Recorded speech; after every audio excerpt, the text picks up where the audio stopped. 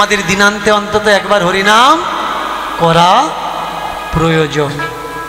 শুচি হয়ে মুচি হয় যদি কৃষ্ণ তজে, আর মুচি হয়ে শুচি হয় যদি কৃষ্ণ ভজে।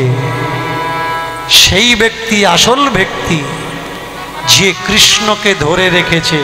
জন্ম তার যেখানে হোক না কেন, কর্ম তার যা খুশি হোক না কেন, যে গোবিন্দকে আশ্রয় করেছে তার কোনো কিছু লাগে না। কেউ মারা গেলে 13 দিনে 10 দিনে কিংবা 11 দিনে কি হয় জোরে বলুন?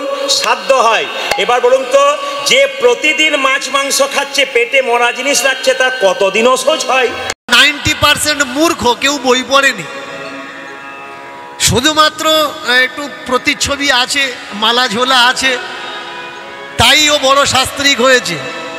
ঘেটে কখনো আমার সামনে বসাবেন, তারপরে বুঝতে পারবেন ও কটা বই পড়েছে। কোনো বই পড়েনি, শুধুমাত্র সাধু সেজে ঘুরছে, শিক্ষিত হওয়ার গলত প্রুফ দিয়ে মানুষকে ভুল বোঝাচ্ছে, শাস্ত্রী হওয়ার গলত প্রুফ দিয়ে মানুষকে ভুল বোঝাচ্ছে। তার তো সারা জীবন অসহ্য হয়, সে তাহলে গোবিন্দকে দেবে কি? কেন ভাই? না, দীনকৃষ্ণ ঠাকুর ধর্মের গ্রন্থের কোথায় ভুলভাল কি লেখা আছে সেইগুলো তুলে ধরছে, এর জন্যে ওর কীর্তন শোনা যাবে না। কেন? কারণ দীনকৃষ্ণ ঠাকুরের কীর্তন যদি শোনো, সচেতন হবে, সত্য মিথ্যা বুঝতে পারবে, তাহলে ওই জোচ্চরগুলো তোমাদের আর বোকা বানাতে পারবে না।